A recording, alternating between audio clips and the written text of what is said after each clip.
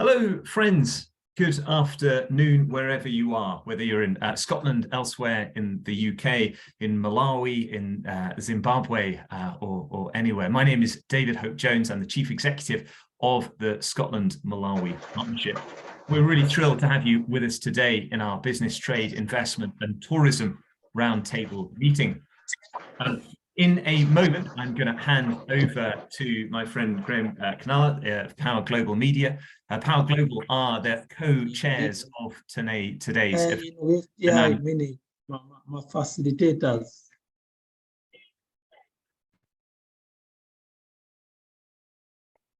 Grant, apologies for the slight.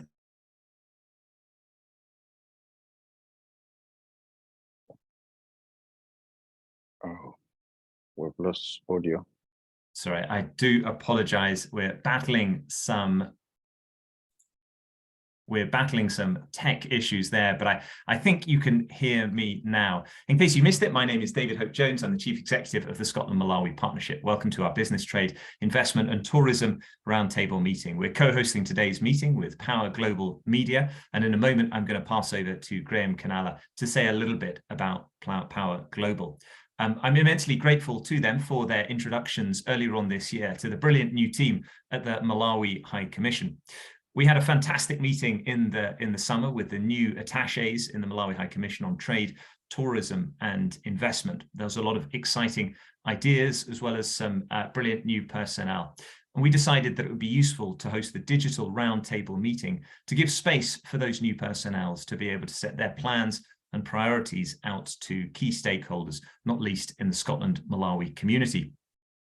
But also over the summer, we had a great meeting with the UK government's Scotland office. And one of the things that we were focusing on was business and trade links between Scotland and Malawi. And there was a strong commitment from the Scotland office representing the UK government to do more to support those links. Also, another key event upcoming is the Malawi UK Business Group that I know many of those involved in today's call will be a part of, is in the very final stages of becoming a Chamber of Commerce. So with all of these factors together, we thought that there was a center of gravity, a critical mass, and it was worth bringing everyone together to create a space to share a little bit about business, trade, investment and tourism links between Scotland and the UK and Malawi. We want to create a space to really listen to those new personnel at the Malawi High Commission about their priorities. We want to raise awareness about the forthcoming Malawi Chamber of Commerce and invite your input into that chamber. We want to share information about who's doing what in the Scotland-Malawi business, trade, investment space. We want to listen to banks and other financial services to find out about opportunities that are there. And we want to explore some of the blockers that are there, and as well as ways of potentially alleviating those blockers. I'll put into the chat box here a link to the agenda. You can also find that on our website. What we're going to do first is listen to representatives from the Malawi High Commission, starting with the Deputy High Commissioner, and then the Tourism Attaché, the Trade Attaché, and the Investment Attaché. We're also delighted to have the High Commissioner, Malawi's High Commissioner to Zimbabwe with us, who we'll listen to at that point. And then we'll have a Q&A for all of those representatives of the government of Malawi. We'll then look at the Chamber of Commerce and particularly keen to invite your input to that. And then we're going to look at banking and money transfers. We've got a spokesperson from Standard Bank as well as from Moto Money joining, and you'll have time to ask them questions. But crucially, we're going to try and keep all of our speakers to very short time slots, and my thanks in anticipation to our speakers for keeping within that time to ensure that there is time for a really open discussion at the end of this afternoon's meeting for all of your input, ideas, questions and discussions around business, trade, investment and tourism. Please don't be shy about using the chat box to introduce yourself, perhaps with a sentence of what your link is or what you wanted to get from today's meeting. And also use the direct messaging feature to network. It's probably one of the best features of meetings like that you can be listening to the core content while at the same time building your own network and contacts. So don't be shy about using the chat box. But as I say, today is a coast-hosted event, so really thrilled to hand over to my friend Graham Kenala, the CEO of Power Global Media. Graham, over to you. Oh, hi. Thank you, David. And thank you, everyone, for attending this meeting. So excited about it. And well, 5 minutes again, I was thinking, am I going to make it to introduce Power Global? Because we have Power Global, which is the media, an entity of Power Global International, an NGO, which was formed basically to support and promote the less privileged. Our organization was formed on the basis of spreading the word of God, empowering the underprivileged communities around the world. Our media has worked with different ministries in Malawi and the diaspora, promoting spiritual growth and transformation. The organization has overwhelmingly assisted in the information dissemination and civic engagement during the recent historic Malawi campaigns and elections, and Power Global Media entertains, educates, empowers, and inspires the community. We serve through our media excellence in bringing our nations together. Our establishment has received several nominations and awards, respectively, in the United Kingdom as recognition for the best media organization. Yeah, so this meeting we orchestrated with Scotland and Malawi partnership from the 3rd of November 2022, in fostering from engagement with His Excellency Dr. Thomas Bisika, the Malawi UK High Commissioner, and the Embassy Attaché. Power Global Media introduced the panel to the CEO of Scotland Malawi Partnership, David Hope Jones. So that's hence we are here today. And likewise, I said I'm not going to take too much time because we want to crack on, and maybe later on we can have some questions and answer sessions later on. Thank you so much. Fantastic. Thanks so much, Graham, and looking forward to your input. And I know your colleagues are here in the meeting as well. Let's move to our first section of speakers. We're going to be listening to the brilliant new personnel at the Malawi High Commission. And I'm really, really delighted to introduce the new Deputy High Commissioner to the UK from Malawi, Justice Agnes Patemba. Justice Patemba, can you hear me? Over to you. Thank you, David. I'm speaking on behalf of the High Commissioner, Dr. Bisika, who is engaged this morning, so I'm representing him. Your Excellency, Dr. Maiwao Polipole, the Malawi High Commissioner to Zimbabwe, David Hope Jones, CEO Scotland Malawi Partnership, Mr. Graham Kenala, CEO Power Global Media, all facilitators, distinguished guests.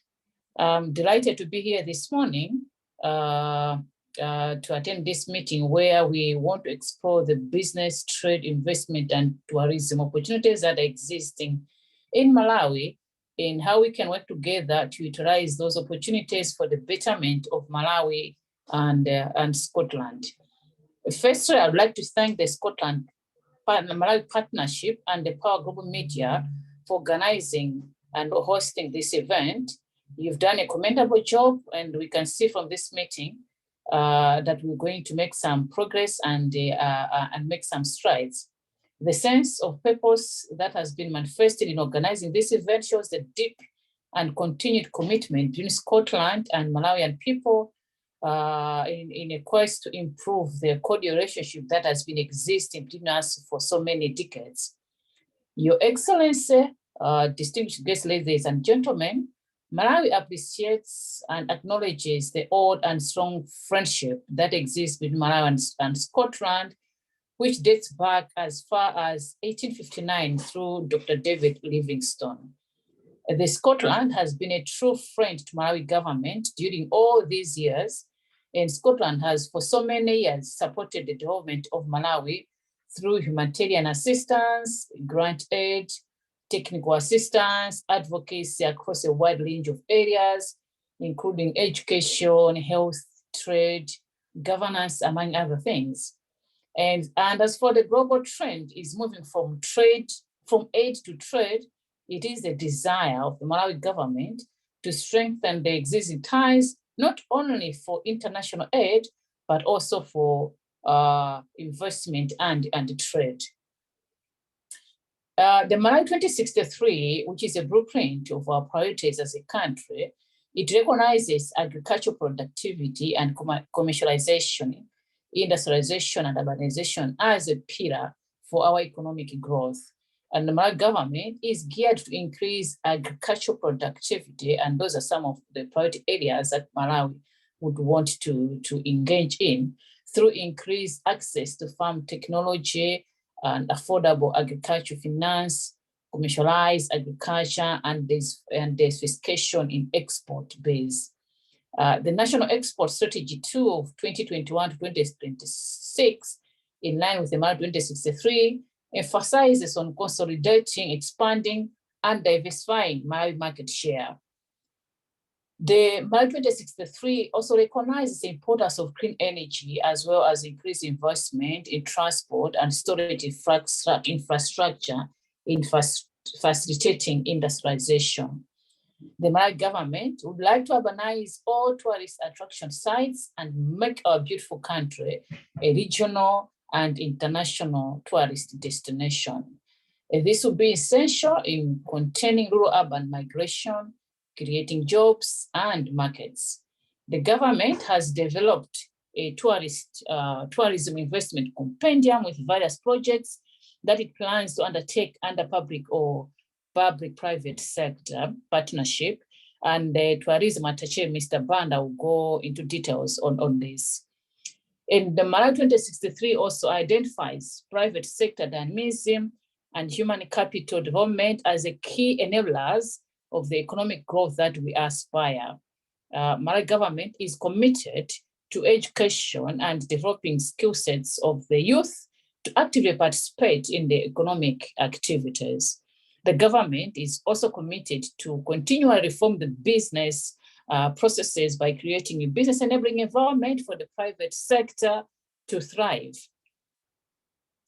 Apart from the 2063 document, Malawi has also formulated a 10-year plan, 10-year implementation plan, which operationalizes the Malawi 2063 from 2021 to 2030.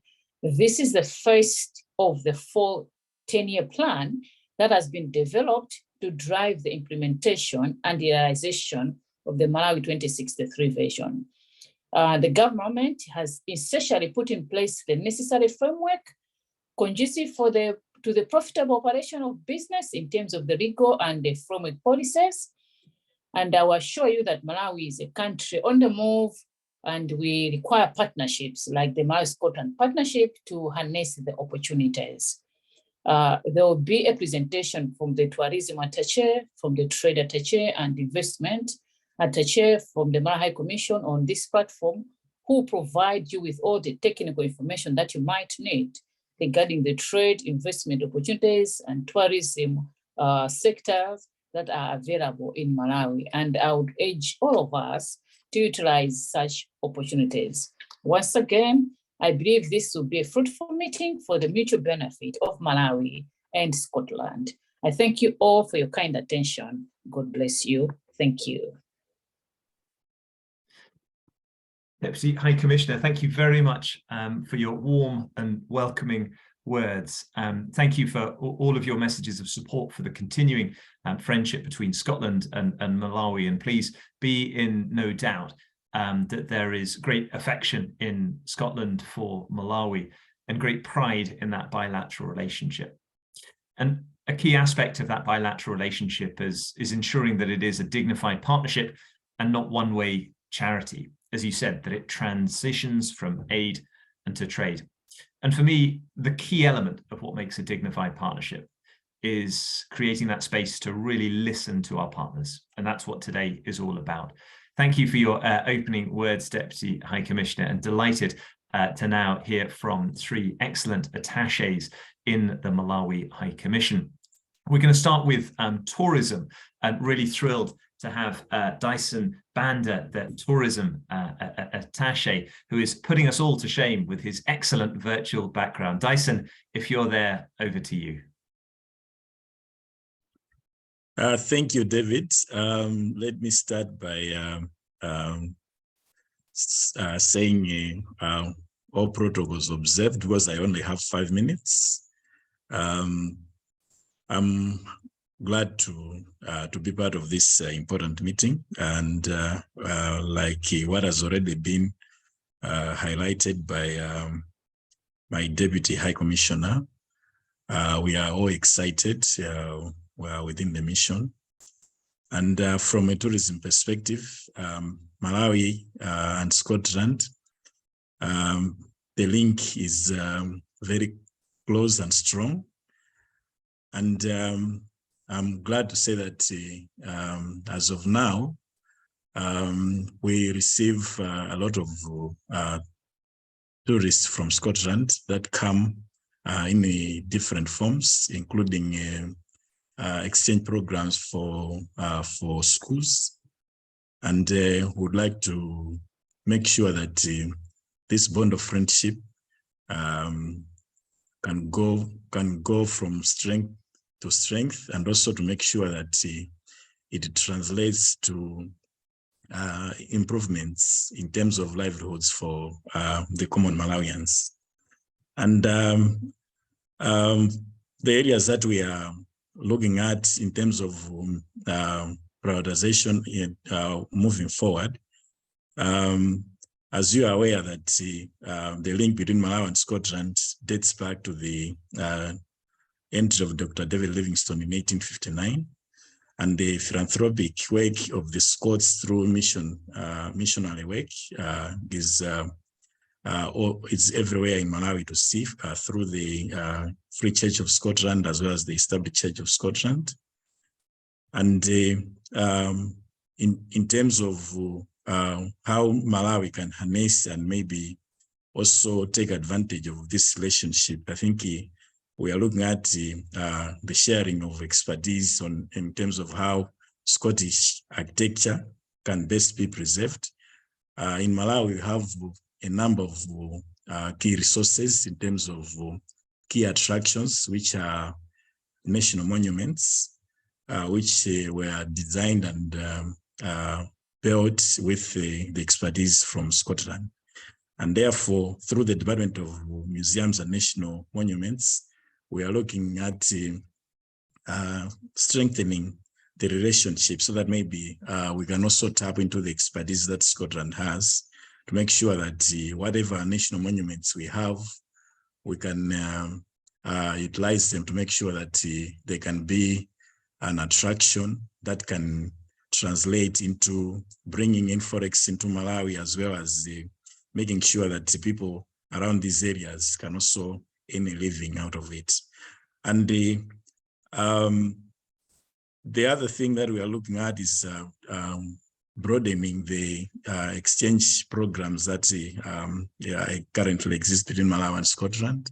And there is a lot of travel from Scotland to Malawi where experts come and perform a number of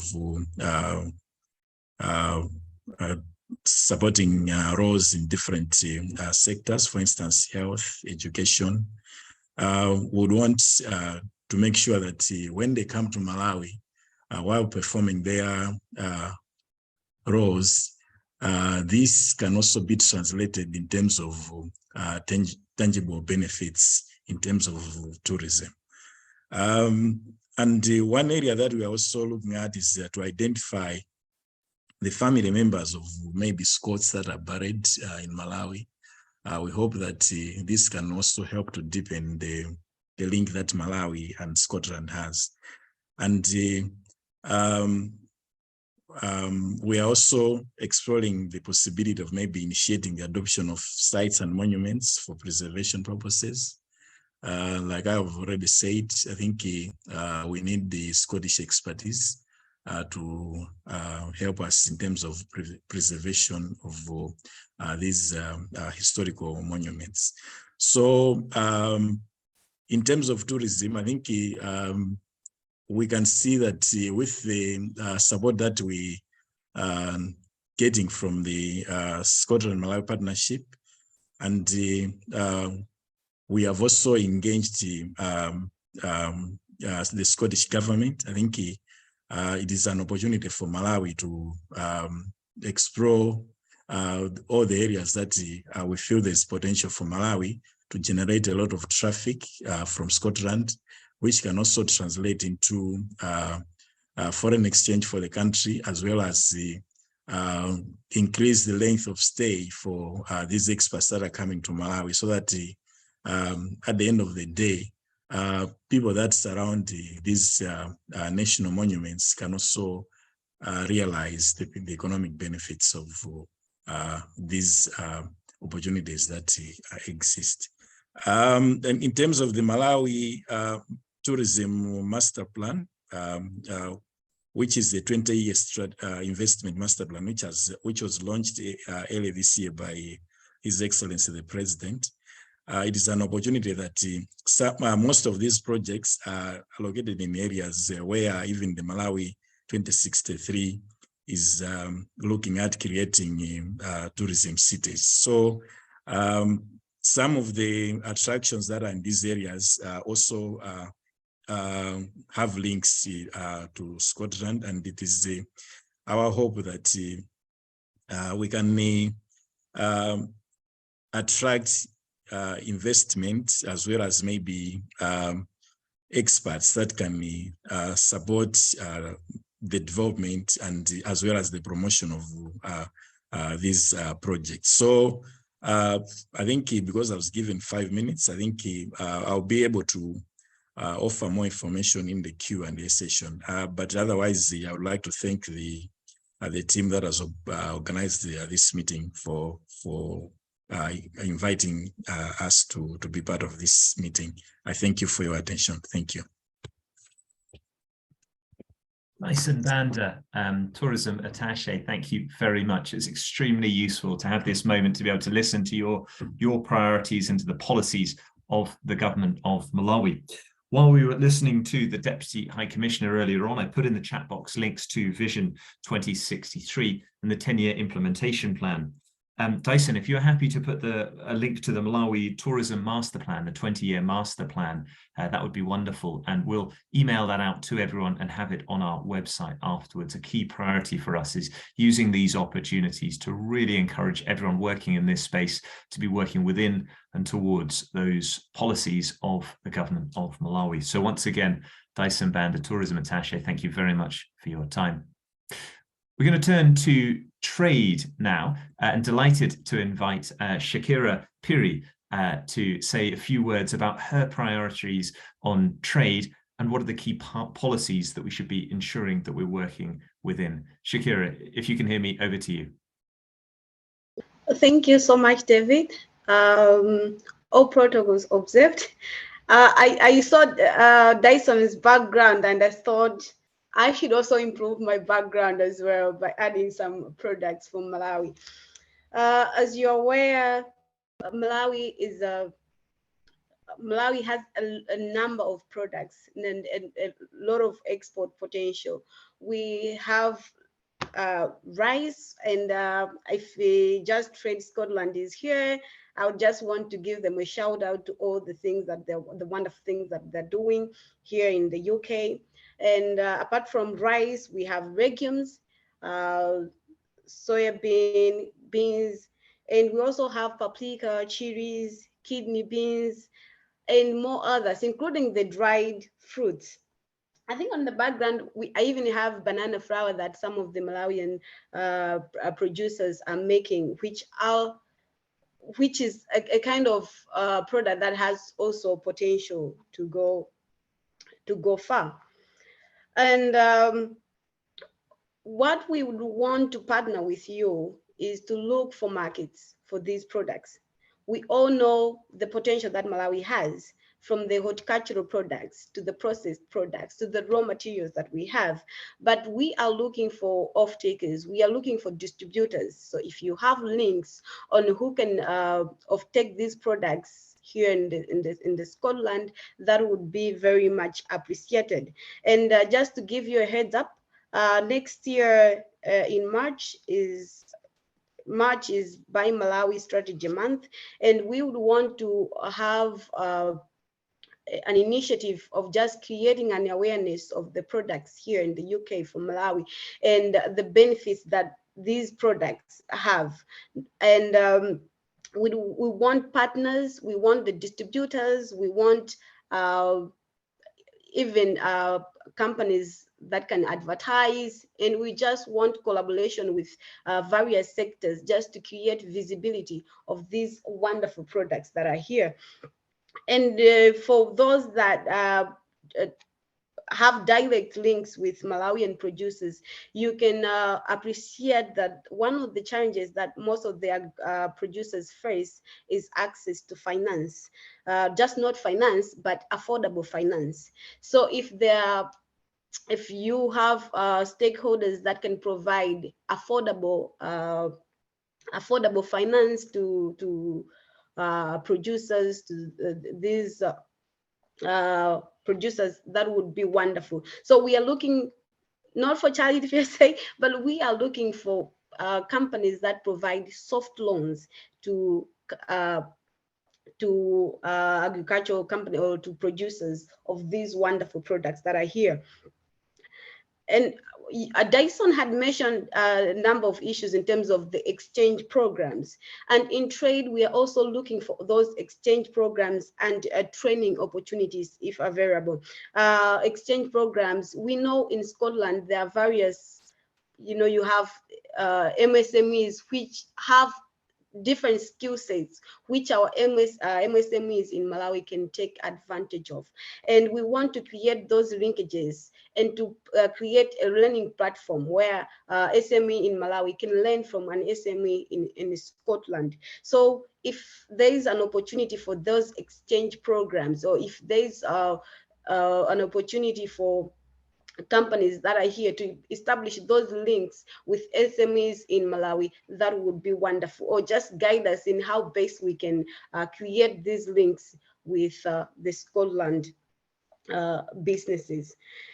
And also standards is one of the issues. I've realized that most SMEs have issues with maintaining or adhering to the standards. It's not that they don't want to adhere to the standards, but sometimes the procedures or the capacity or the finance. But here in Scotland, we have people that have these skills, that have the capacity, that have worked in major businesses or major government agencies in terms of the standards. We would also want to partner with those to capacitate our SMEs, to capacitate our producers back home. And let me appreciate you, David, and the whole of Scottish government for the advocacy that you're providing towards the double taxation avoidance agreement, which we would want to renegotiate for the betterment of Malawi. And we rely on you to give us the continued support to ensure that this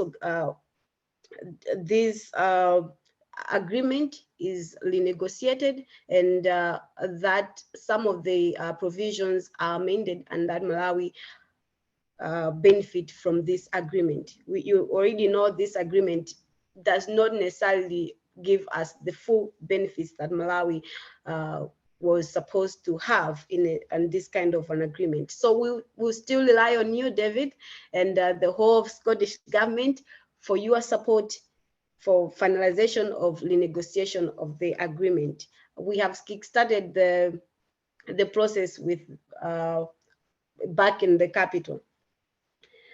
And my friend, my colleague Violet will also probably stress more about this. We would want to create mega farms in Malawi, and we know that we have businesses in Scotland that would be interested to go to Malawi to establish mega farms in different areas. We have land, and we are ready to facilitate if there are businesses that would want to venture into mega farms. But this is something that my colleague Violet will be able to clarify. Thank you so much. Shakira, thank you very much. I feel bad now for saying at the beginning of the meeting that Dyson had the best background. I didn't realize you had such a fantastic market stall behind you. I think probably everyone was looking at that and trying to imagine the brilliant brilliant meals that you could cook with those wonderful Malawian ingredients, no doubt enjoying a Mizuzu coffee and a Malawi gin while doing so. But thanks ever so much, Shakira. Those priorities were very clearly communicated and well understood, and we will come back to each of those. We have two more speakers from the government of Malawi, and then an open space for questions and answers and discussion with everything that's there. With the time that's available today, we're not going to be able to get into full detail with all of these issues, but what I really want to try and do is to listen to those priorities of the government of Malawi, to build connections between the key people that are here, and to start these important conversations. So Shakira, thank you very much indeed. I should say, please do, if you have a question for any of our speakers so far, in the chat box, just put question for whoever it is, and then put your question. And the quicker you do it, you'll be the first to be called on to ask your question. So really excited, as Shakira said, to turn to the investment side of things now, and really thrilled to welcome Violet Lini, the investment attaché. Violet, if you can hear me, over to you.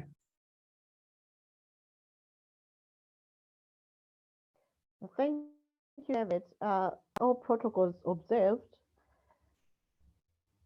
Thank you everyone that is attending this meeting, and we want also to thank Power Global for co-hosting this meeting.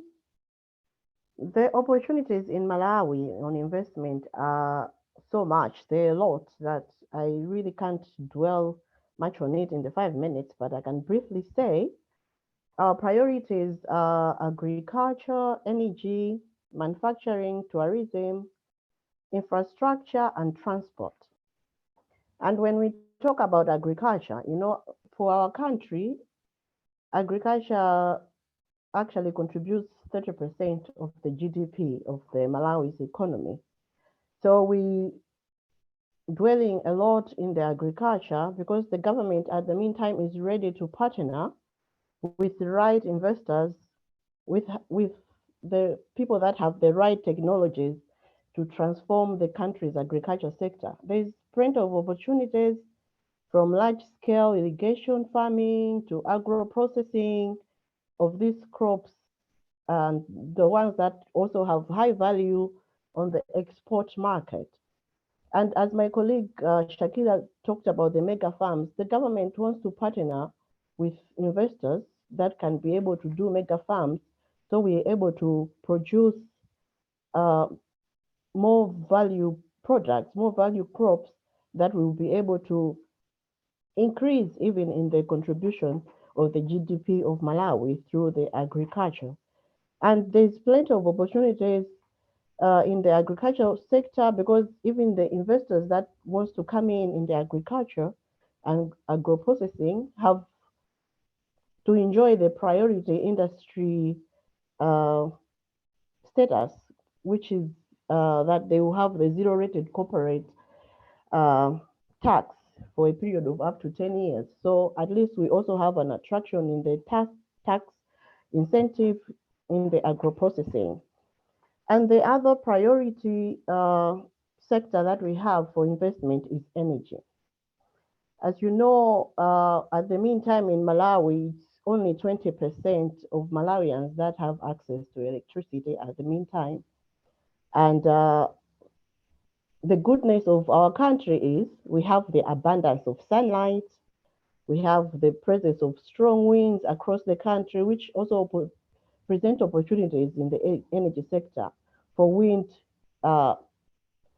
farms, turbines, for solar energy.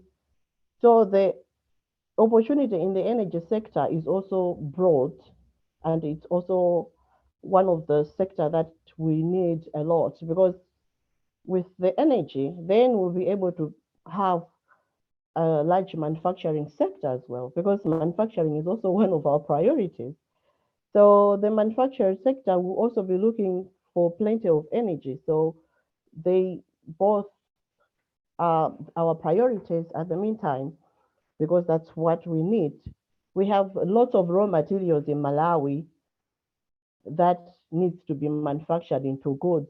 We import most of the things in Malawi. We import clothing, but we have raw materials that we can, if we are able to have factories in Malawi that can produce clothing, then we will even be at a better state. So we also have the manufacturing sector as one of our priorities, so we can have factories that can even produce fertilizer. At the meantime, we're struggling with fertilizer.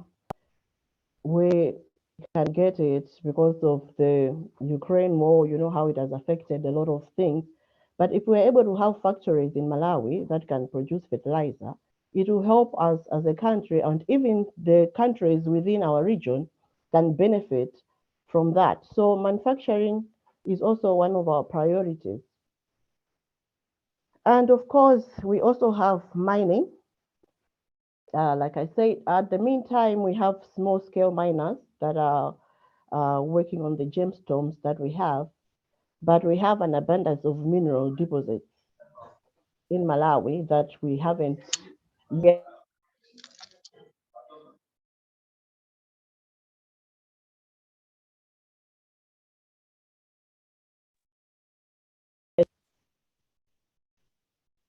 Can you hear me now? Have you been hearing me? Yes, Violet, we've got you loud and clear. Back to you, Violet. Now I don't know how long you've heard me, or you haven't heard anything at all. We've heard everything, and it's been wonderful so far. So back to you, Violet. We can hear you. I was wondering, have I been unmuted? I've been on mute all this while.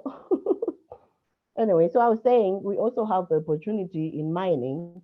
We haven't explored much in mining as a country because we have lots of abundance of minerals deposits in Malawi. At the meantime, it's only on a small scale and they're working on the gemstones, but we can explore more.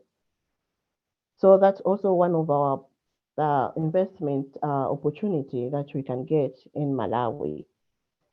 And you know, we say the top reasons in Malawi that why Malawi is the best country that you can invest in, because it's one of the peaceful, secure, and stable political climate. We haven't had any war. We haven't had any really status that is not stable at all.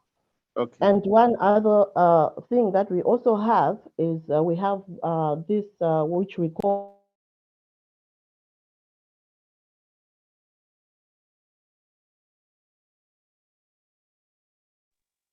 I'm sorry, Violet. I think you're just muted there. If you could unmute, it's just the last sentence that we missed. Back to you, Violet. All right. I was saying we have a one-stop service center, which is the Malawi Investment and Trade Center in Malawi, which also helps out with the investment processes. You can get everything under one roof: a company registration, investment certification, immigration permits, investor tax incentives, and even land for any type of investment that you'd want to invest. You can get all the services at one place, which also saves time if you have to invest in Malawi. I think briefly that's what I would say are our priorities in Malawi on investment. And for more information, we can get in touch. And we also have the compendiums on energy and tourism, as our tourism attaché already said. So we have projects that have already had feasibility study on that would be easier to be part of or to work on if you have to invest. And the good thing about it is there are also different volumes of projects. You can have a smaller one or a bigger one, depending on how much you want to invest in our country. Thank you very much, everyone, and thank you for listening. Violet Lini, thank you very much. That was wonderful. My apologies that there was just a momentary tech issue there, but I think heard everything that you were saying, and that was extremely useful to hear your priorities and those of the government of Malawi. Now we're going to move from London, but still listen to the government of Malawi, because we're extremely lucky today to have the Malawian High Commissioner to Zimbabwe, His Excellency Dr.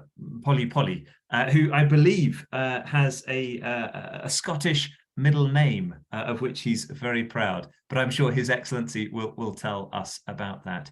Dr. Polly, if you can hear me, over to you. Thank you so much. I hope you can hear me loud and clear. Yes, we can. Thank you so much. Thanks, David. Yes, indeed, my middle name is Mike Lloyd, and I think it's because of the influence in terms of the Scottish, church. Yeah, I think today it's quite a huge task for me because I'm taking, I don't know, maybe 3 or 4 hats. But first of all, let me acknowledge all the protocols that are already been, said, and allow me to stand on that. And again, I am also standing on the promises and indeed the foundation of the Malawi 2063, which has been ably, defined or clarified by the Deputy Ambassador. Thank you so much. Based on that, I think there is quite an emphasis on youth, innovation, technology within the M 2063. So based on my, my interaction and also experiences back home, there are 2 youth. Of course, there are so many, but at the moment, I'm working with 2 youth, which are here, Moses and Anton. These guys, actually, I had quite a lot of discussion with them. The first passion of Anthony was actually saying, I'm so grateful that the trade attaché showed quite a lot of, products on the table. But I think according to Moses, his question is, how do people know that? Despite the fact that these are available. So the passion for Moses is to create a platform where all these, products are going to be, provided. His actually project is actually creating a platform which is called Seeker, and he's thinking of all the SMEs and all the products that are within Malawi could be, provided in terms of a link, and there are even modules for those SMEs that would like to be registered. Additionally, there is also a module for tourism. I think at some other time we'll be able to define these issues. He is actually saying that the content, he's calling it a content management system, and a commercial engine website, which is going to use to manage and catalog products, register purchases, and even manage users' relationship and online retailer. So in his case, he says it doesn't matter where you are, but you'll be able to get, connected. And all these products, rice, which has been ably mentioned by, I think, the trade attaché, are going to be on the forum and also connected to some of the, international and recognized logistics companies to create the relationship. Secondly, it's Anthony, who comes from a village, who actually mentioned, and I listened quite a lot from the trade attaché. When she was mentioned about the products, actually she said many other, but I wanted to add the many other to be potatoes. And the potatoes has got quite, rich, in terms of the nutrients, and even for some who would like to, get, prescriptions in terms of health. There is a lot of issues related to vitamin A, vitamin C, especially the yellow type. So his passion was that during the time when these are being harvested, mostly people just use them for like a snack and things like that. So he has come up with an initiative where he wants to start, processing flour out of these, potatoes. And of course, it's at a beginning stage, and 3 universities have also been, involved. One is to look at how best we can dry it with solar energy, because he's also mindful in terms of the green, environment. And also, he's also working with another university, which is analyzing the content and understand the benefits of sweet potato flour. and another university which is actually, you know, playing around with that products to say what products can be, you know, made. Is it cakes, bread, and all other confectionaries are using sweet potato flour. In summary, both these youth are just saying that they have the idea and that they've started actually living their idea, but they're just looking at how best can they, you know, get, you know, connected into marketing, getting connected to issues related to, you know, tourism, as I mentioned, the module in this CMC management system is, and also see how best can, you know, they partner. So I was very grateful that when I had the chance talking with the Kenala, he was saying, no, there is also this, you know, Malawi-Scottish partnership, and maybe after having discussions, we can, you know, go further. So I think maybe next time when we have time, I think you might be able to hear their voices from these energetic and ambitious young guys who are interested to bring Forex and be able to come up with a lot of innovations. They have a lot of them, but in the meantime, I told them, said, let us focus on something that you can tune. Thank you so much for the time. Thank you.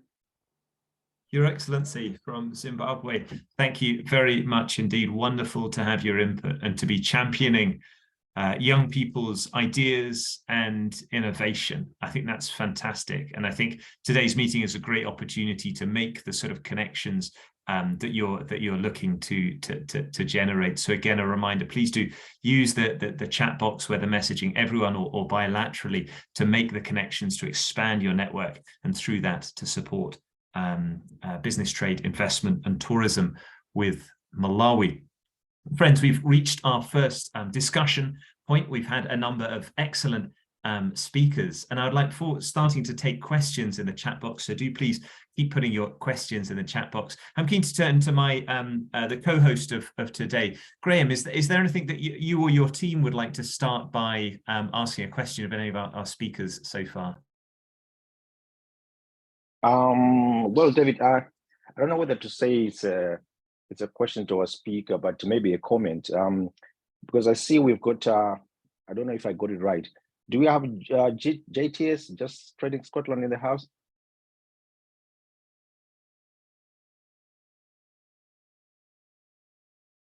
Hello, David, can you hear me? Yes, I can hear. Sorry, I was just checking the list there. I think we do. I'm just finding the contact there. Yes, I think we do. I'm just working to find the contact. But back to you, Graham. Did you have a specific question for JTS? No, I was just following up on the comments or the presentation by Violet as to, you know, making Malawian products on the market, because I understand there was a time JTS were working towards, you know, having the Kilombero rice and you know, other products that they provide on their website, and getting into the UK supermarkets. And I believe there was a quite a progress in one supermarket, and I'm not so sure how they've gone towards, you know, expanding to, you know, other supermarkets like Tesco's, Asda and all. It's a great question. Maybe, yeah. Maybe not relevant in this one.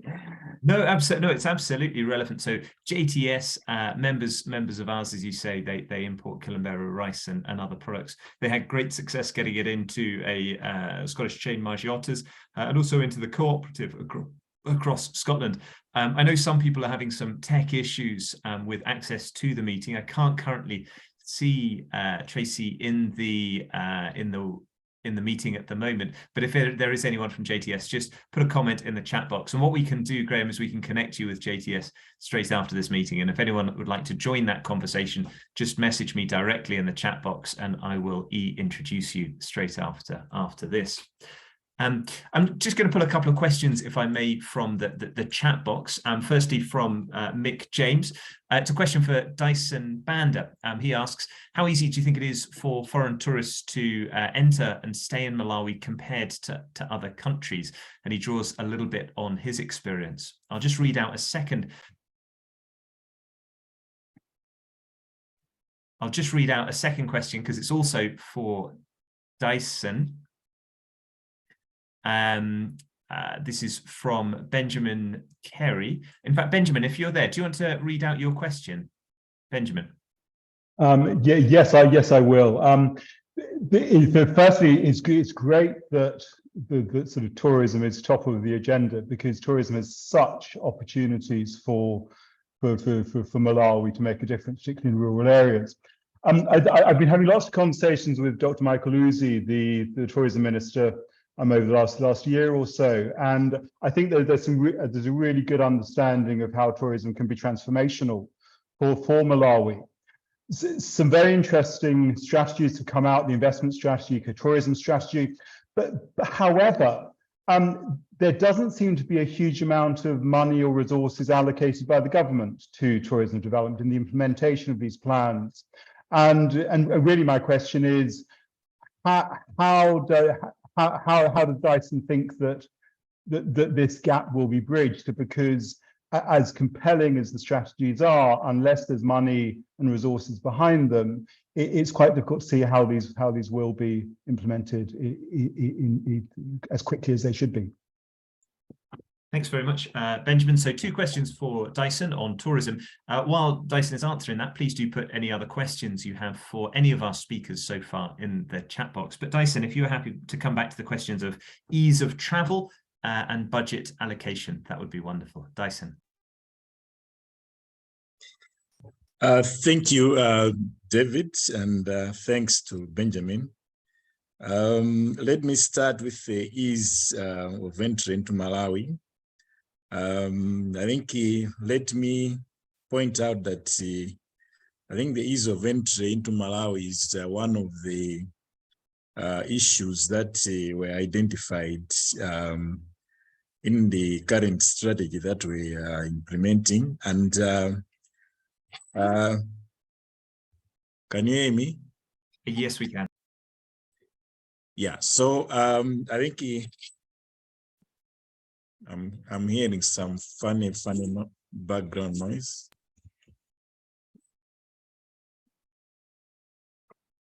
We can still hear you, Dyson. Okay. Yeah, I think the challenge that we have as Malawi, I think, is we don't have a direct intercontinental flight that can link up, let's say, Europe and Malawi. I think that is one of the challenges that most of the visitors to Malawi have raised, because they have to connect either through Addis or through Nairobi.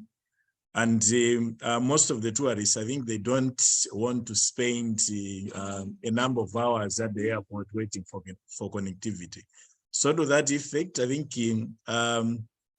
government is exploring ways of maybe trying to identify operators that can partner maybe the local private sector to make sure that maybe we can have direct flights operating into Malawi. For those that a little bit older like me, we used to have direct flights operated by British Airways, Air France, as well as KLM.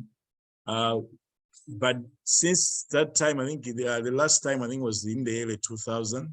So that is a challenge that the government is aware, and every efforts are being made to make sure that we can attract the operators. And the Ministry of Finance plus the other stakeholders, like there have been improvements in terms of Kamuzu International Airport. They are also looking at the Chireka International Airport.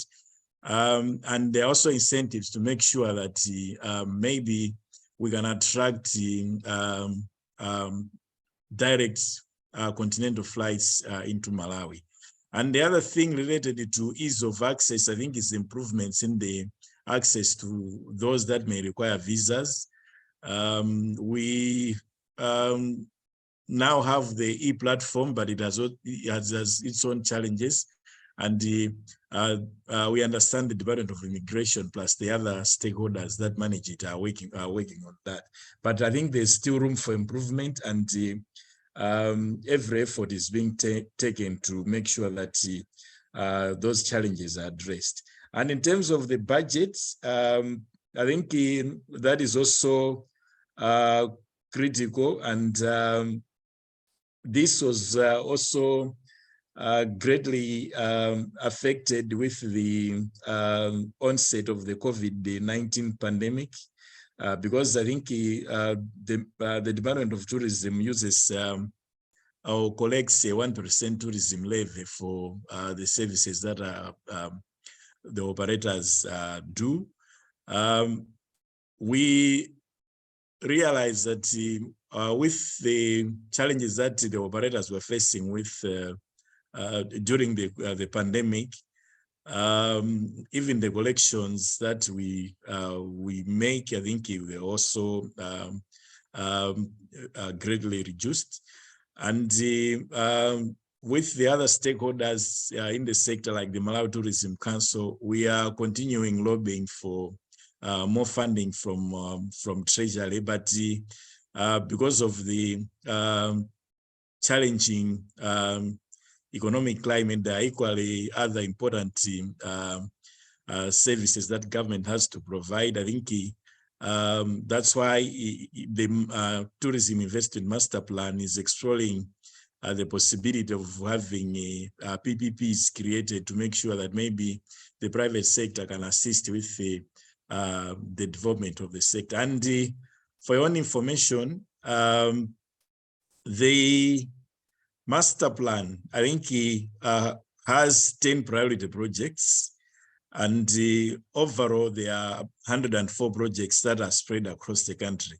The main aim of the projects is to make sure that we address some bottlenecks that are hampering the growth of the sector, so that for instance, we create services that can increase the length of stay and the average expenditure that a tourist that comes to Malawi makes.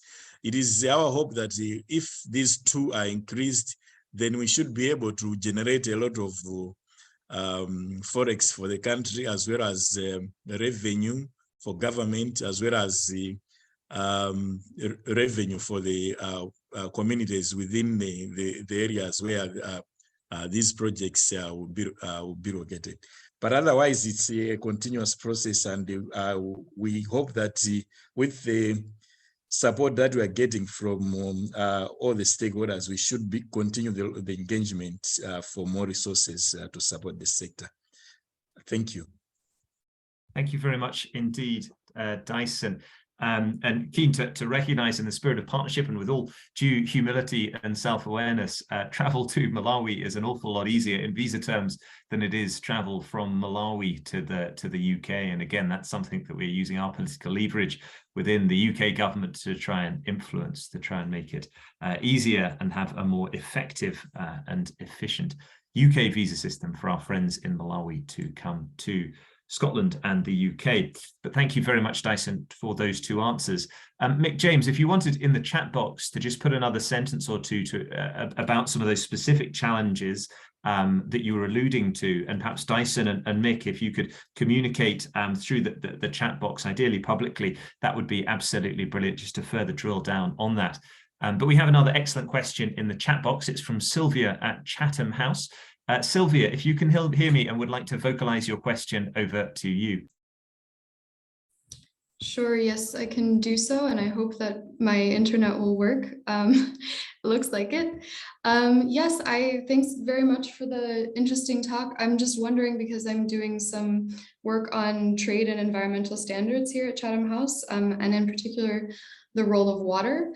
And I was wondering what the experience, if you could speak a bit to the experience of standards and compliance, what's that been like? And I think you mentioned the need for capacity building and exchange. If there are any programs or examples that have been successful or that would be of interest. Thanks very much. Thanks very much, Sylvia. And I think that's a question for Shakira Piri, the trade attaché. Shakira, if you're happy to come back on that. Thank you so much, Sylvia. In terms of trade and standards, I think I can cite one of the challenge that I'm facing currently is about dried fish and meat and meat products. As an SME, or if you are importing in smaller quantities, you are allowed to bring them in, because the assumption is you're just using it for your own consumption. But now the challenge comes when you're trying to scale it up and you're trying to produce now to put in the retail shops. The thing is, I checked, one of the complaints that I received was Malawi is not on the list of countries that can bring dried fish or meat and meat products. So this is something that I've taken it up with DIFRA, Department of Environmental, Food and Rural Affairs, to look at how best can we try to put Malawi on the list of countries that are eligible for importation of food, of dried fish, animal products. But those are just to cite one of the issues that I'm facing. And when it comes to packaging, and those are of course not SPS issues, but even when it comes to packaging and all that, you notice that the standards here are a bit stringent than when Malawi is trading with the other African countries. So the standard that I was looking at, or the issue that I was looking at, is to capacitate the producers in Malawi to on the standards, the required standards here, so that they can adhere to them. So those are that's one of the issues, just to mention a few, one of the issues that I'm working on.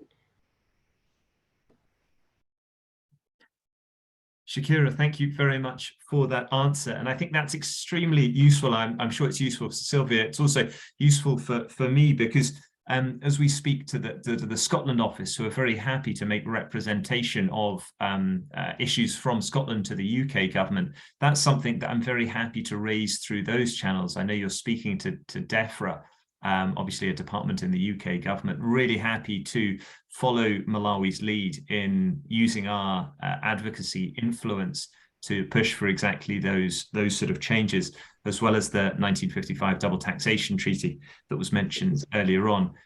So perhaps Shakira and Sylvia, we can liaise trilaterally, and if anyone wants to join that conversation on the detail of the DEFRA lobby, please put in the chat box and we'll include you, and we'll have a specific follow-up meeting.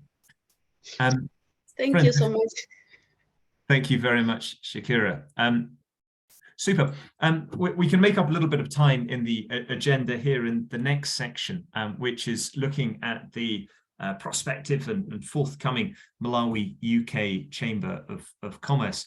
That's because sadly the chair and secretariat of that group aren't able to join today's call. So what I can do as a member of the executive group of that body is give a very short summary of what it is.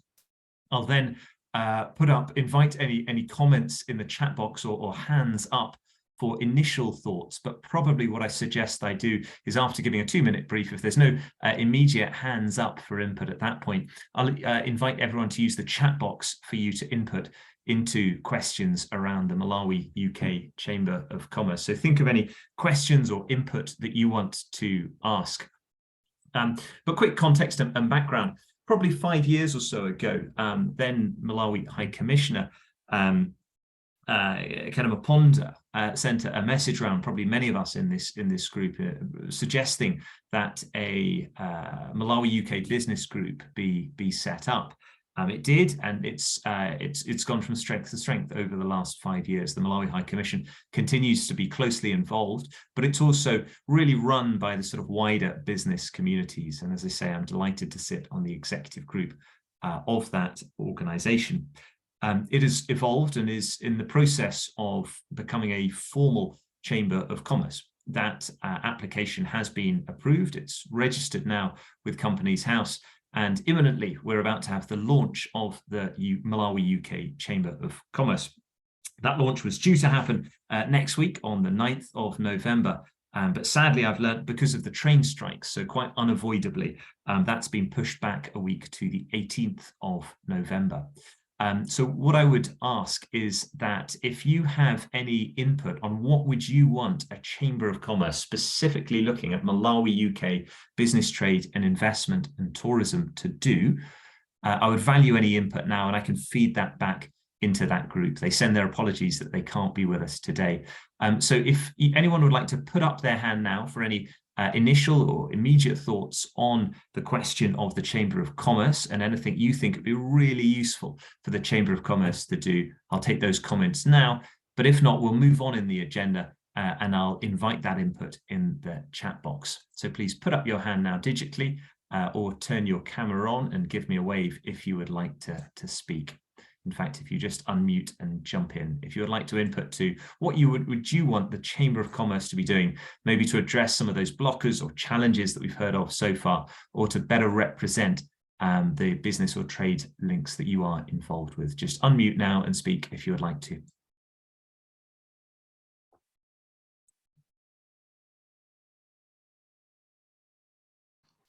Hi, it's Suzzy here from Birmingham, UK. Yeah, nice to meet you, and thanks for the great presentation so far.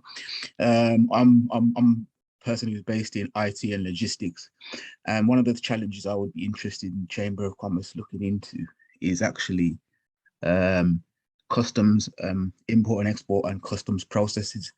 And I think Chamber of Commerce could potentially support a lot with that, in terms of, you know, if there are new trade lines being opened, making sure that the relevant authorities are actually aware of, you know, basically the future projections, and putting some emphasis onto that, because there have been some major challenges when there are new transport lines being opened up where customs are not aware, and that can potentially slow down a lot in terms of trade.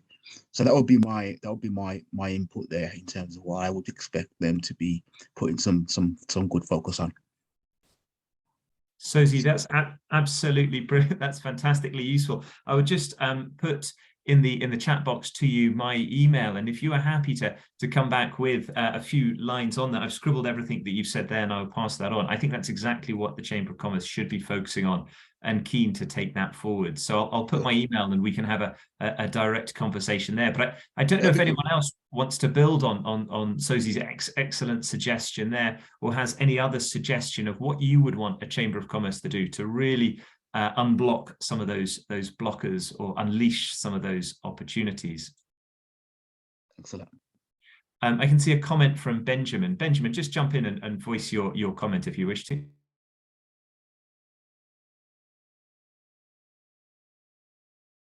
Yeah, just a quick question. I was thinking about SMEs. Would membership of Scotland-Malawi Partnership or Malawi-Scotland Partnership include membership of the new chamber? It would be nice to be inclusive as possible for even the micro enterprises that are involved in this initiative.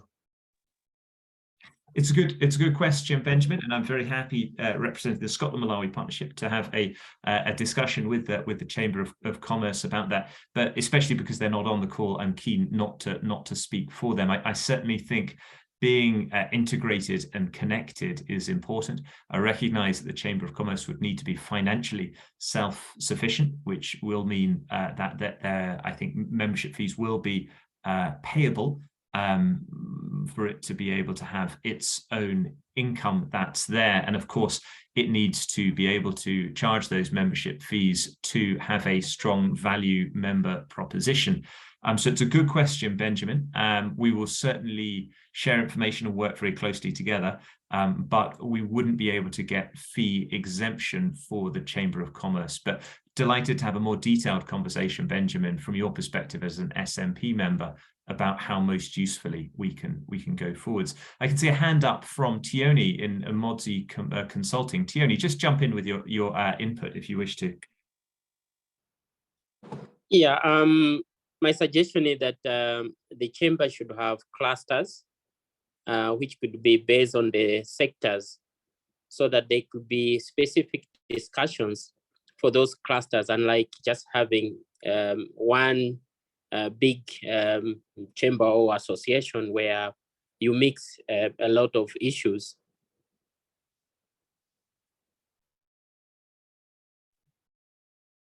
So a good example would be, for example, you could have a cluster for the enterprises or players in a specific value chain, like maybe rice or potato. So there would be meeting and sharing knowledge, experiences, and opportunities. And then also have different, whether it's in aquaculture, whether it's in mining, but also you need to look at also a size of the enterprises. Would there be a chamber for the small and medium enterprises, and also a chamber for the large ones, so that the issues can be tabled at the right or appropriate level of organization. Tioni, I think that's an excellent suggestion as far as the structures. There's no point having a group that is too big and not focused. So I will pass that suggestion in of detailed thematic clusters such that the right conversations can be had at the right level. I'll take one more input here and then we will move on in the agenda. I can see a hand up here from Eve Broadis of Fair Trade Scotland. Eve, over to you. Yeah, David, it's okay. I think I've put my hand up before. I just wanted to clear up a problem. There seems to be a confusion between Just Trading Scotland and Fair Trade Scotland. And I just wanted to clear that up, that we are not Just Trading Scotland. We are Fair Trade Scotland. And there was a chat in the box. Somebody sent me a message that we're set up with that charitable status our shareholders to bring in value-added products. So if I can just clear that up on this group, I think that would be very good. Okay. Eve, thank you very much, and my apologies for the confusion there. That's okay. Both are members of ours, but it's JTS that does the Kilimanjaro rice, and Fair Trade Scotland is involved with Mzuzu coffee. What I'm going to say is I don't want to cut short any ideas there, so please, any further ideas or input, do put it in the chat box, and I'll ensure that gets to the leadership team of the forthcoming Chamber of Commerce. And also I'll put my email address in the chat box, so if you want to email more detailed comment, that's great. But I was really keen, because we're bringing people together in this space, to really use this as a listening exercise for the forthcoming Chamber of Commerce. But friends, we're going to move to the third section of today's meeting. We're looking at banking and money transfer services. Our first of two speakers in this section is Joshua Banda from Standard Bank. Joshua, we're thrilled to have you with us. Can you hear us? And over to you, if so. Yeah, thanks a lot, David. I hope you can all hear me as well. Yes, we can. Thank you. So we're quite delighted actually to be a part of this discussion. For Standard Bank, I think this is one of those important opportunities for us actually to share in the agenda for government in terms of development of Malawi. One of our purpose, actually our main purpose actually, is that Malawi is our home and we drive her growth. And within that spirit, I'll go actually straight into what we're actually doing in terms of investments, and we do appreciate the opportunity that have been given here. So looking at the various opportunities that are being shared here, one of the things that we actually did as Standard Bank is to actually look at some of our partners, our Malawian counterparts that are actually living abroad, to give them opportunities that they can actually invest back home here in Malawi. I know there are various opportunities that are being discussed in terms of what areas they can invest in Malawi, but we're also looking at saying what opportunities or platforms can we give our fellow Malawians that are out there to actually invest in those sectors. So what I'm going to be talking about here is specifically to do with what we are offering to diasporas, Malawians that are living in diaspora, specifically to invest in Malawi back home. So what we did a kind of research way back where we noted that there are a number of gaps in terms of funding for Malawians that are in diaspora when they want to start business, or even when they just want to transact in Malawi. So With that reason, Standard Bank introduced a diaspora offering, whereby we are able to open accounts for Malawians that are actually living, whether in Scotland, UK, whether in the US, wherever it is. We're able to open accounts for them. And these Malawians, they will then have access to facilities in Malawi. And these facilities, they can either be normal person loans, they can actually take them for working capital finance, for those that are looking to invest in various businesses in Malawi.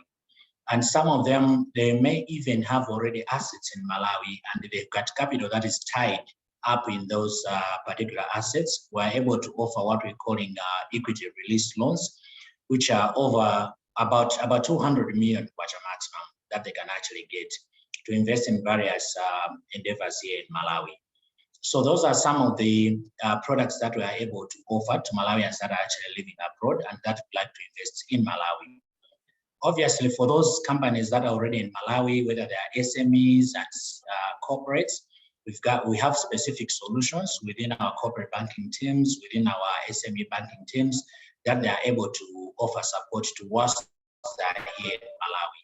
But these solutions that I'm referring to, they are specific for Malawians that are in diaspora. And I know here we do have several ambassadors, and we also have some Malawians also listening in. And one of the key things that normally comes out is that it's quite difficult to open these accounts and to get access to these facilities. So what we're trying to say here at Standard Bank is to say we made it so easy. You no longer require any national ID to actually access these facilities, specifically if you're in the diaspora. We're just using your copy of a passport and you'll be able to open these accounts. In the event that you don't have immediately, you can actually get a communication from the embassy actually indicating that you're actually processing this documentation, and you'll be able to access all these opportunities that are there, the finance facilities, the account itself, and even just having access to preferable exchange rates, which normally when you look at banks normally, they are usually lower. But for this particular offering, we've done it in partnership with our sister company, Bureau de Change, and our rates there are quite competitive, almost similar to what you normally find with the parallel market. So yeah, I really wanted just to take this opportunity to tell my fellow Malawians that are on the call, including the ambassadors, our distinguished ambassadors on the call, that for those Malawians that are looking to invest back home, Standard Bank is there to actually partner with them in the various fields that are actually been mentioned here. So on the chat, you'll notice that my colleague Emma Gomani has also put in an email there. You can actually reach out to her directly, and she'll also put the Affluent Support Center email where you can reach out where you need support in some of these investments endeavors. But otherwise, I appreciate the opportunity given, and we look forward to support those projects whereby they're looking for those funding on a personal level through our diaspora offering to our fellow Malawians out there. Thank you very much, David. I think in a brief, that's what we prepared, but we are ready to share any other marketing material, brochures, and so on to whoever may be interested. The email is there. Please reach out. We'll be happy to help you through the journey. Thank you very much, David. Fantastic. Thank you very much, Joshua. That's absolutely excellent to know. And I think that'll be of interest to a lot of people on the call. And we will do everything we can to share that news with others, not on the call, but across our network. We've got one more speaker in this section, and then we're going to have a joint Q&A. So please do put your questions in the chat box for Joshua Banda of Standard Bank. And I'm really, really thrilled to pass now to a good friend of the Scotland Malawi partnership, Samaya Patel, who is co-founder of Moto Money. Samaya, if you're there, over to you. Hi, everyone. Thank you for the introduction, David. It's a pleasure to be here with you guys today. So like David mentioned, I'm the co-founder of Moto Money. Moto Money is a B2B payments app for European businesses to send money to Africa. Currently, our only market that we're operating in is Malawi, because Malawi is back home for me, or my family are based in Malawi. So this product was initially created to really support businesses that are trying to send money to Malawi. I'd love to just first show you a demo of what we're working on. and then I'll explain the process as we go. So I'm going to share my screen.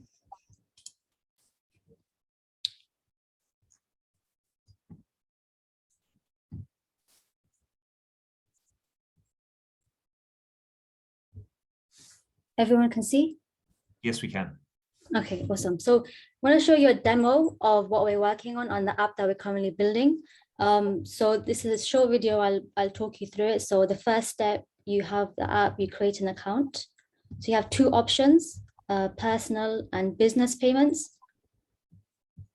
So for the purpose of this demo, we're going to click business. And this is the concept that we're working on. So you can see the home page is kind of like a social feed, and where you see people that are requesting payments from you. So over here, you have the business logo and you have people here that are requesting payments from you. You can just scroll down and see those requests, and there's comments and things like that. Then we have a wallet page. This is, so the idea that we're trying to work on is to create an end-to-end payment flow where the sender in the Europe also has a Moto Money wallet, and the recipient that you're sending the money to also has a Moto Money wallet. So the more that we can create this end-to-end seamless flow, the lower the transaction fees will be, because it's within the same ecosystem. So that's why over here you'll see Malawi Kwacha wallet, and you can basically add your bank cards here. So you can add NatWest, Monzo, you can add any account or wallet over there. And then here you have your transaction list, and then there's a section where offers and promotions will be.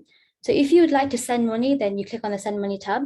And over here, you'll basically see, friends and Moto Money, recent, group payments, because something that we're also working on is bulk payments.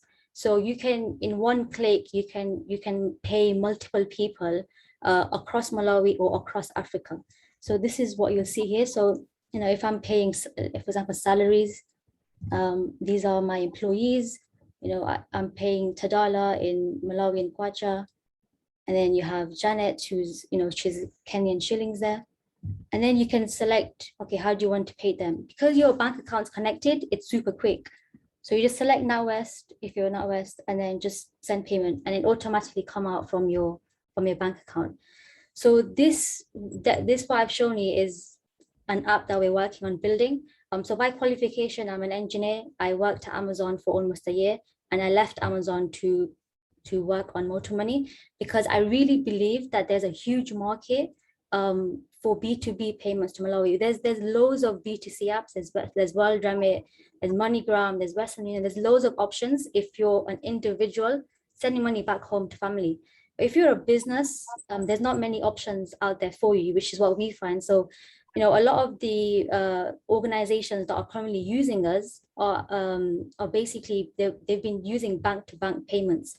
Now, obviously, bank to bank, it goes through intermediary banks, and then so it takes a long time to get there, and also there'll be fees that you will be charged. So, we're trying to tackle all the issues that are with business payments to underserved African markets, and our first go-to market will be Malawi.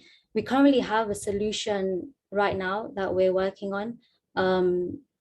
So we have this version that you see now is not released yet. It will be released in the coming months, but we do have a process. So if you are a business that wants a solution to send payments to Malawi with really good rates and a good service, then you can come and talk to us, and we can explain that process more in detail. But yeah, I would love to answer any questions if anyone has any questions, any feedback. Do you like it? Do you not like it? Yeah, thank you. Thanks ever so much. And that demo, I think, worked really well. We could see that very clearly. I can see Benjamin Kerry has jumped in to share his feedback. He was introduced to Moto Money a little while ago, and he confirmed it's a great initiative and the app works well. So I'm going to pause there. I'm really keen to invite questions from our two excellent speakers, both of whom I think are bringing new products that are really, really useful for building business, trade, investment and tourism. I know from listening to our members that bankers and bankers services is a real challenge. It's a real impediment as far as speeds and processes and just effectiveness. So I'm really excited to have both Standard Bank and Moto Money here bringing new products out. And in fact, we've been working with Moto Money for quite a while, over the last sort of 6 months or so, and a number of our members have helped trial and pilot some of those initiatives as they've developed. So please do put questions in the chat box. First question I can see that's come in from Grace Manika, and it just says, what's the rate? I think probably that's Samaya, but Joshua, you're very welcome to answer that as well. I'm not sure if that is something that can simply be answered, but Samaya, if you're happy to come back to that question. Yeah, for sure. So our exchange rate today is 12.64 to the GBP. And just to highlight it, we do an exercise every morning to ensure that our rates are, are better than any other MTO provider, any other money transfer provider in the market.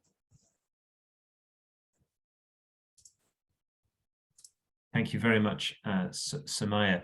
Joshua, I don't know if it's something that you're able to answer. I know you said you've got very competitive rates because of your partnership with the Bureau. Joshua, do you want to just come back your side as well? Yeah, so currently, if you look at our rates currently, it would actually end up being for GBP at 1,400, and if it's USD, it'll be around 1,295. But these rates, obviously, they are subject to change on the day of trade. But as of today, those are the rates through our bureau to change. Thanks. That's great. Thank you very much indeed. And Grace, as quick as a flash, come back with the next question, which is, and what are the charges for transfers? I don't know, maybe Samaya, then Joshua. Samaya. Yeah, sure. Currently, we don't charge any fees, so it's 0 fees. And Joshua, up to you if you'd like to come back on that question.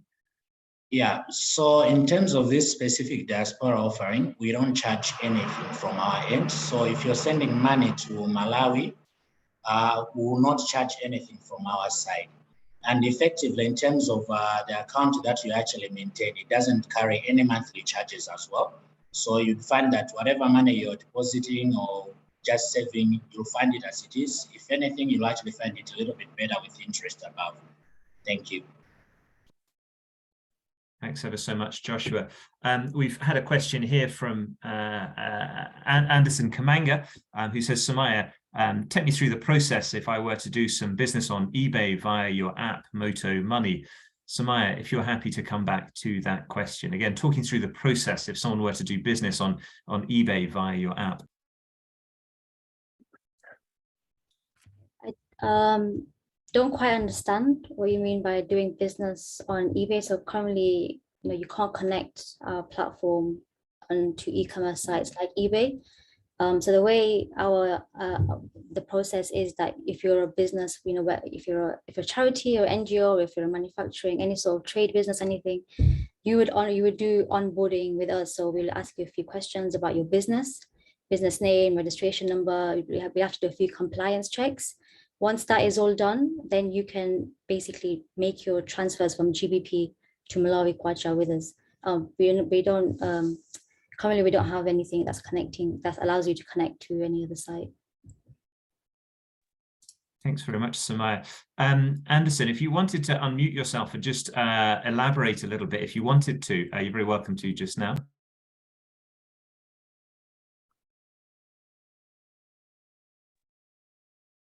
Hello. Hello. Hi there. Go ahead, Anderson, if you wish to. Oh, thank you. Thank you. Actually, thank you very much for the presentations. Actually, I'll make some more questions to others, but this one I think just caught me because I do some business in England, Malawi, and I do look for opportunities. And I know the digital platform is extremely helpful, but of course, as you can see, the difference in fees from Standard Bank and Sumaya is quite big. And for a trader, you're always looking for an opportunity. So that's why I did ask that question, but I'm happy to look beyond this, this meeting today, and maybe, speak furthermore to Sumaya and see how I could be helped in that regard. So thank you very much, David Hope Jones, for giving me the opportunity. Thank you very much, Anderson. And yes, please do liaise directly with Sumaya and with Joshua, should you wish to. There's a question here, a great question from Mick James. Mick, if you're there and would like to vocalize your question, over to you. Thank you very much, David. Really, my question is, at the moment, I'm experiencing real problems with the UK banks. Like every time I try and send money into Malawi, I'll get a message from my bank asking me to call them to justify the reason why I'm sending money to Africa and to Malawi in particular. And then they'll ask me to back that up with a written set of reasons why I'm doing this. I find this like tremendously frustrating and a real structural barrier to being able to do any business with Malawian organizations. And I was wondering whether this is a normal experience for other organizations, or whether there's anything that may be able to be done at a higher level to assure UK banks actually transacting with Malawi isn't like transacting with Colombian drug lords, which they seem to think it is at the moment. Thank you. It's a great question, Mick, and thanks for sharing your experience. Joshua, I can see you nodding your head there, so if I might turn to you, and I'd be really interested in your reflections and anyone else's. Just put in the chat box if you'd like to feed in and share your views, or particularly your ideas about what we could do as a community to address some of these challenges. But I mean, just from my perspective, the Scotland-Malawi partnership, I very much recognise the picture that Mick is painting there. We as an organisation changed the sort of type of charity that we are to become a SKIO. It's a fairly sort of relatively routine move that many organisations have done, but we found actually that then opening a new bank account with the new charity's name was incredibly problematic. And, you know, several years now of applying to open bank accounts in the UK. And again, as Mick suggested, that there is an inherent suspicion, because the nature of our work has historically involved transferring money to Malawi. And this is a charity that's a major national network funded by the Scottish government, with the president of Malawi and Princess Anne as co-patrons. And yet the sort of algorithms that be casting an air of suspicion, something that we find immensely frustrating and absolutely not in the keeping of the values that we have as an organization and as a network. So I'm going to turn to Joshua first on that, whether that's something that he's seen at the Malawian end, the Standard Bank. But do put up your hand or put a comment in the chat box if you would like to share your opinion. Joshua. Yeah, many thanks, David. I'm really happy about these engagements, because you then get to hear a couple of insights as well from the other side of the coin as well. From our end, we haven't really had too much of those incidences per se. There are cases whereby indeed funds, when they're being sent from abroad, you find that even here as a beneficiary, you're asked actually to ascertain that you're expecting particular funds.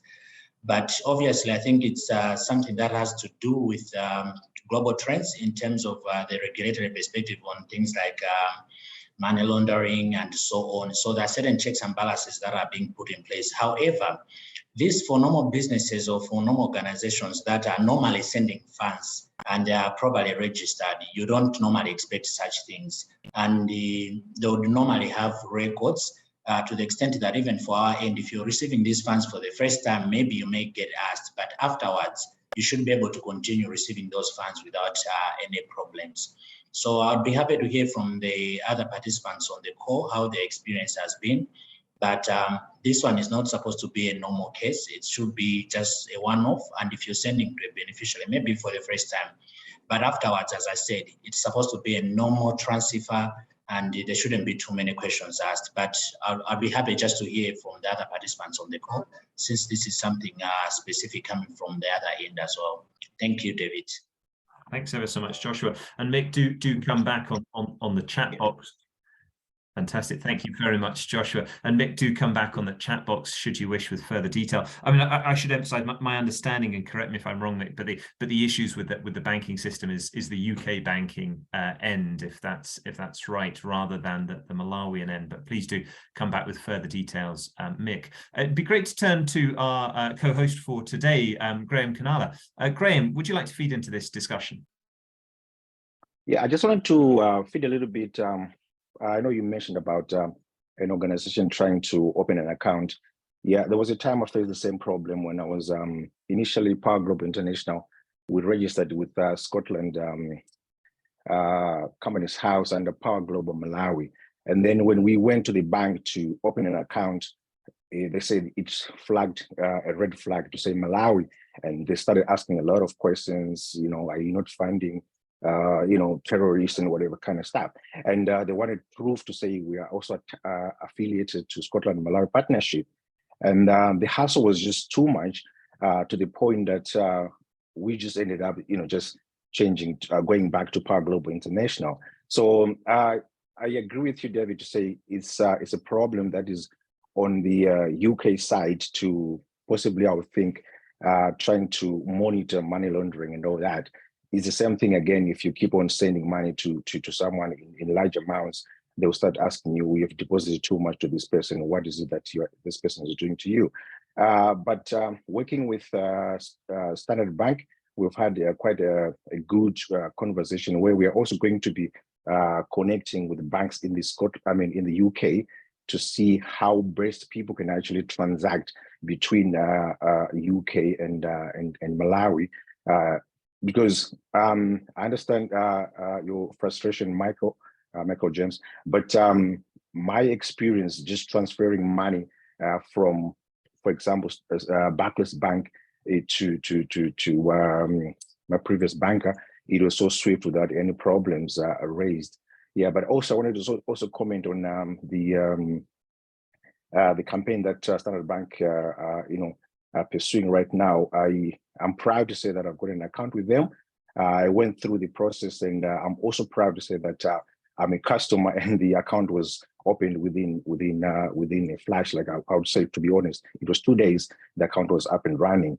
Yeah, so I think just going back, I think the problem is something that maybe we could explore more and check out with our local bankers here in the UK to see how best this money transfer could be less frustrating.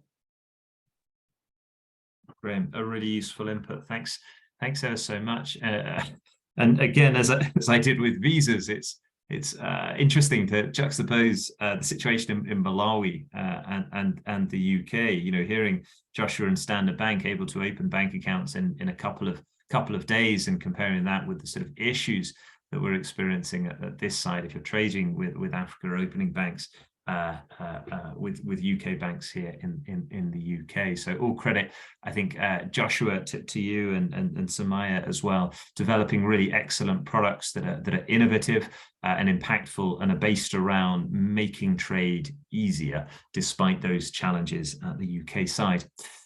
Friends, we're entering the last sort of 5 or 10 minutes or so of today's meeting. I'm very keen that we have an open space where anyone that wants to ask any final questions or suggest something that hasn't been discussed yet that we can touch on. And if we can't do justice in the time available, we can come back to it in greater detail in another forum. So please use the chat box now or raise a hand digitally if there's something you would like to share before we finish, something relating to business, investment, trade and tourism between the UK and Malawi that you feel hasn't been raised yet. You're very welcome to.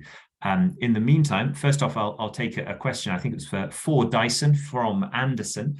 And it's saying there in the chat box that many visitors from Europe to Malawi may want to visit other countries in the region in Southern Africa. Are there any efforts to work with tour operators across the region?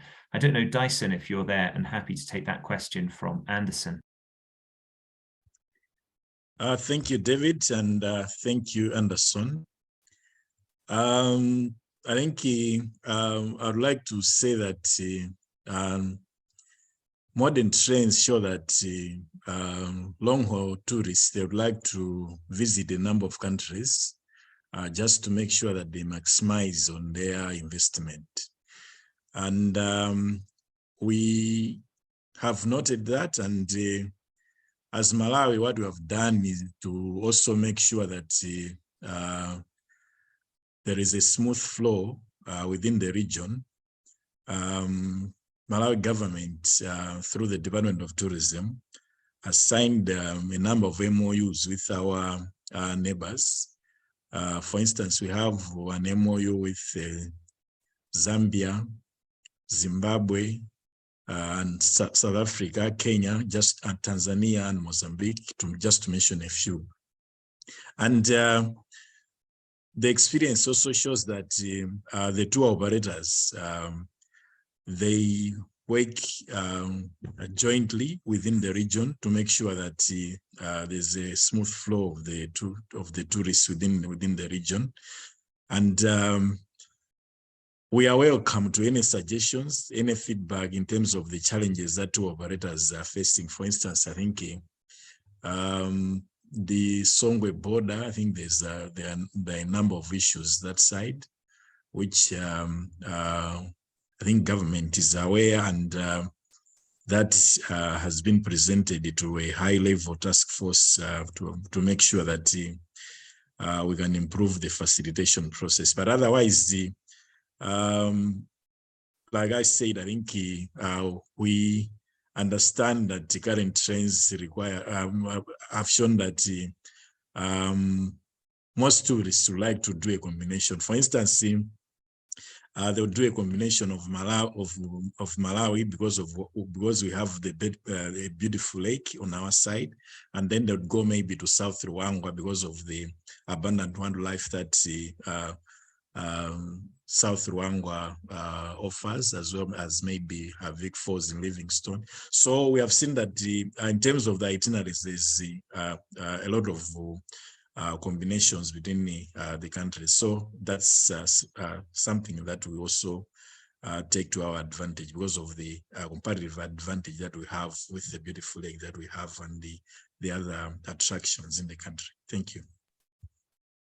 Thank you very much, Dyson. And of course, the wonderful Shuri River with its elephants, which you have resplendent there behind you as well, who have remained admirably static through the course of the meeting. I was worried they might be disrupting things, but they've behaved themselves very well. Eve, I can see a hand up. Eve, over to you for a comment. Yeah, hi, David. I just thought I'd give you a quick update on the Mzuzu coffee. What we don't want, we've got 8,000 empty packets of the golden coffee sitting in there because the print run was 10,000, and because of all the the problems that we're working through, we're going to actually try and import those 8,000 packets, have them filled and import them over the coming months. So I just wanted to make people aware that the golden coffee is separate, exactly the same coffee, but this comes through the fair trade route, which means there's a social premium once with the certification back for the community, and plus there's a trading relationship with us, which means it's about growing the market in the fair trade quarter. It doesn't stop the Mzuzu ordinary coffee coming out, but it's very important that as Scotland's a fair trade nation, and there's so many supporters that believe in trade justice, that we're going to use this coffee in the next round. We've tried everything. I mean, we've been pushed along this. Trust me, I was quite happy just having a little shop. So I don't know how I've ended up with what we're now doing, but it's so important to support smallholder farmers, and totally passionate and engaged. And with Joyce as our CEO, this is our next step, is to really push the value-added fair trade golden coffee. So I just wanted to update you, because I know there's an event at the end of the month, and unfortunately we've got nothing to put on the table because the coffee the date ran out, so we gave a lot of it away. So thank you for your support, the Scotland and Malawi partnership, in buying and using it. And we have got 8,000 bags coming in the future, so we'll keep you updated, David. Fantastic. Thank you very much, Eve, for that update. And I suspect other caffeine addicts like me will be looking forward to the 8,000 bags arriving shortly. The event that Eve mentioned is our annual gathering. It's happening in Edinburgh City Chambers on the 26th of November, and I'm never shy about shameless plugs. So there it is. Just in the chat box, if you haven't seen it, a great comment there from Babilas, who, in fact, Babilas, if you wanted to sort of vocalize your comment, you'd be most welcome to.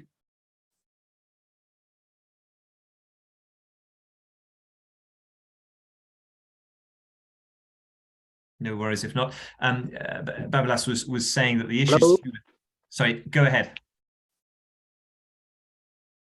Yes, David.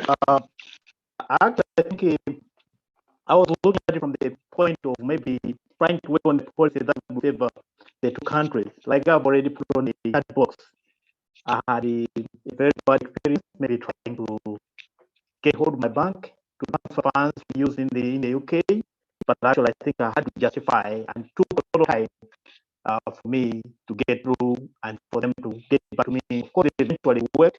So we are looking at this probably maybe as a barrier, maybe to trade and other things. I think, of course, we understand that it's covered by the country. Maybe it has to do with foreign exchange control issues. But I think at points we feel like maybe they are over strict. I think maybe it is something that the two governments, I think, can work on.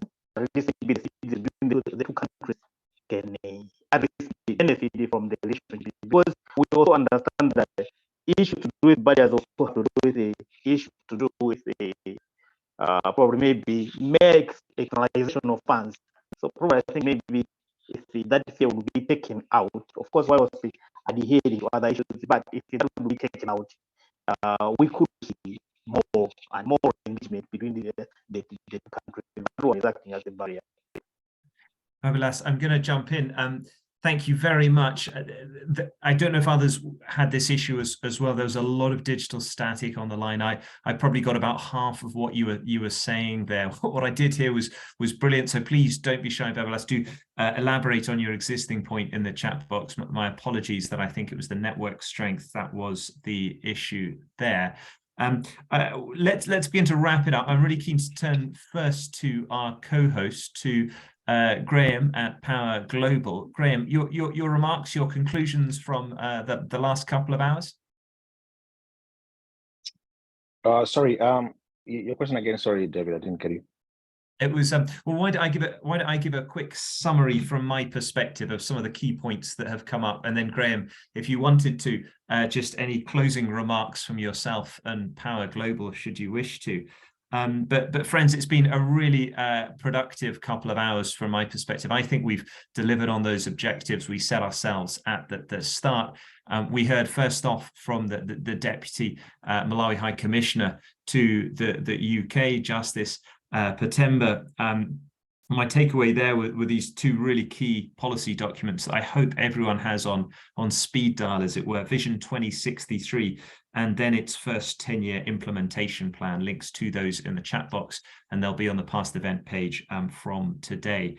We then heard from Dyson Banda, who is the tourism attaché. We heard about his desire to share expertise in the bilateral relationship between Scotland and Malawi. I'm keen to emphasize on a two-way basis, with Scotland learning as well. He talked about some of the key attractions, the national monuments, and perhaps talked about the idea of sponsoring or adopting some of those. He talked about broadening some of the exchange programs, so Scots spending a bit longer in Malawi, getting their wallets out a little bit more, always a challenge for Scots, and really taking time to visit other parts of Malawi and drive tourism as well. And Dyson also flagged, quite rightly, the Malawi Tourism Masterplan, a 20-year plan.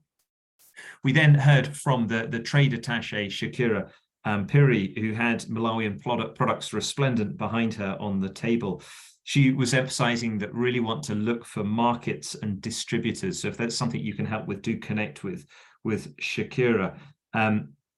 She talked about March 23 next year, the Buy Malawi strategy, wanting to create awareness and visibility of those products. She talked about some of the challenges of access to affordable finance for producers again. So if you could help with soft loans for producers, that's something to speak to Shakira about. And she talked about exchange programs, training and learning between SMEs, perhaps in Scotland and Malawi, for two-way learning. It's good to hear that she really stands by our advocacy work on the double taxation treaty, updating that 1955 double taxation treaty between the UK and Malawi. It's the UK's oldest and least equitable bilateral double taxation treaty, and we find it unacceptable that a treaty signed between the government of the United Kingdom and the government of the United Kingdom's appointed governor of Nyasaland still holds force today. So we continue to use all political leverage that we can to have that updated.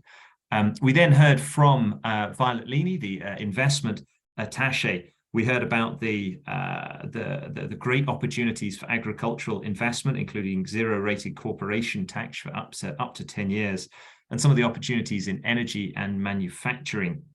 We heard about the shortage of fertilizer because of Ukraine and the really crucial need to build more fertilizer factories in Malawi, and about how through MITC, those wanting to invest in Malawi can benefit from it as a peaceful, secure, stable and growing economy. From Zimbabwe, we heard from Dr. Polly, proud of his McLeod Scottish surname, again about Vision 2063, but what a brilliant example of youth innovation, particularly looking at that content management system developed by Moses and Anton, raising awareness of the Malawi products that are available for international export, but also exploring new opportunities for sweet potato flour. We also heard from the Standard Bank's Joshua Banda about the new opportunities to invest in Malawi, the new products that they have, their diaspora offering, the ability clearly very easily, as we've heard, to open accounts and for working capital finance. You just need your passport. As we've heard, it can be done in a couple of days and you can access preferential exchange rates. Finally, we heard from Samaya Patel about Moto Money, the excellent new B2B payment apps. We've heard the positive feedback in the chat box from a number of our members who have used that very successfully, and we encourage those taking part to use those new systems and services from Standard Bank and Moto Money respectively. I hope that's a useful whistle-stop 3-minute summary of all of the key takeaway points. And Graham, I don't know if you had any closing remarks at your side. Thank you, David. Yeah, on this point, I just want to invite my colleague Lucy Chitembea. She's our strategic and marketing executive based in the United States, to just do the closing remarks, please. Lucy.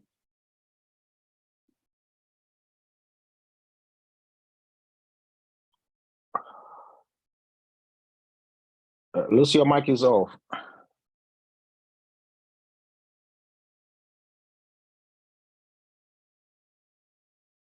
Okay, my name is Lucy Chitembea. I would like to take this opportunity to thank you guys for everybody who presented today and all those who participated also in this event. This is a very crucial event to help Malawi change its course of time and also to help in the trade and industry as well, whether it's business, investment, and also tourism. So you guys have had a lot of information that was shared here. Please take advantage of it. And there's also contact information that was also shared. Please check that information and take advantage of that information. This opportunity was actually shared, and event was actually shared to you guys because we want to make sure that, you know, Malawians in the diaspora also and in Malawi, and also all other people who are interested to do trade with Malawi, whether here, with Malawians, whether here or in Malawi, take advantage of the opportunities that we have. As we also want to thank the UK ambassador, Dr. Bisika, and his deputy, Agnes Patemba, and the Attaché from the UK mission for all the things that you have done today and everything that you are doing to make sure that Malawi is promoted in the United Kingdom and also around the world. And also we want to thank the embassy in the US because they're also participating today as well, pretty much observing, because we're also going to be working with them in US as well. And we'd like to also thank Ambassador Polly from Zimbabwe for his presentation and also empowering the youth. Besides everything else, we'd like to also thank the Scotland and Malawi partnership for presenting this opportunity for us with Power Global, make sure that we'll change the course of time for our country, Malawi. Thank you all.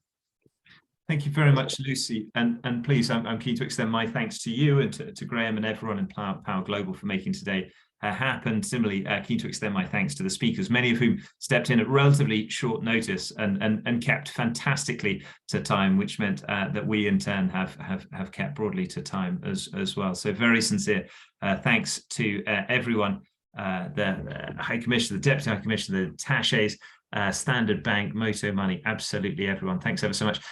Chad, if you're happy to put up on the screen the poll, just a couple of quick questions before you go. We'd really appreciate it if you could answer these questions, which will pop up in hopefully just a second. But please do contact me. I put my email in the chat box. Please do contact me if there's anything that you want to follow up on. The Scotland-Malawi partnership is there to coordinate, represent and support all aspects of the bilateral relationship. As we move from aid to trade, we are very keen that business, trade, investment, tourism is a key part of what we're talking about. And we are absolutely steadfast that we'll be led by Malawi's priorities and not Scotland's priorities in that space. If colleagues are able to put the poll up, that would be fantastic. There might be a technical reason why that's not come up just yet.